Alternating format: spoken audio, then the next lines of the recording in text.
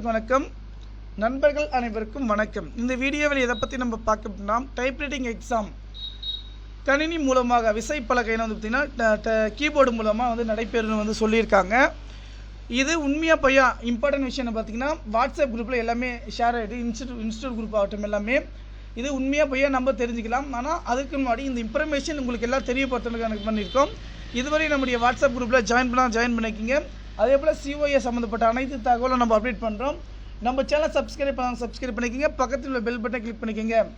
Okay, இப்போது என்ன சொல்லிக்கிறாங்க பார்த்தீங்கன்னா, 18/4/2025 அரசு வணிகவியல் தேர்வு தட்டச்சு இயந்திரம் மூலம் தட்டச்சு தேர்வுகள் நடத்தப்படும் காலம் தெரிவித்தல் தொடர்பாக சுற்றறிக்கை எண் டூட் 194/2025 RO2 நாள் 10/3/2025 இதில் பார்வையில் காணும் சுற்றறிக்கையில் புதிதாக பயிற்சியினை துவங்கும் மாணவர்கள் தமிழ் 99 விசைப்பலகை மூலம் பயிற்சி பெற வேண்டும் எனவும், ஏற்கனவே பயிற்சி மேற்கொள்ளப்பட்டுள்ள மாணவர்கள் நலன் கருதி தட்டச்சு இயந்திரங்கள் மூலமும் சில தேர்வுகளுக்கு நடைபெறும் என தெரிவிக்கப்பட்டுள்ளது.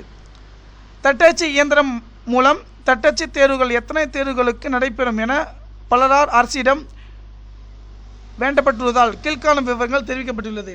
2025 மற்றும் 2026 ஆண்டு நடைபெறும் தட்டச்சு தேர்வுகள் இயந்திரம் மூலமும் நடைபெறும் எனவும், 2027 ஆண்டு முதல் ஆங்கிலம் தட்டச்சு பயன்றி விசைப்பலகை மூலம் தட்டச்சு தமிழ் 99 விசைப்பலகை மூலம் கணினி பயன்பாட்டில் மட்டுமே நடத்தப்படும் அப்படின்னு சொல்லியிருக்காங்க.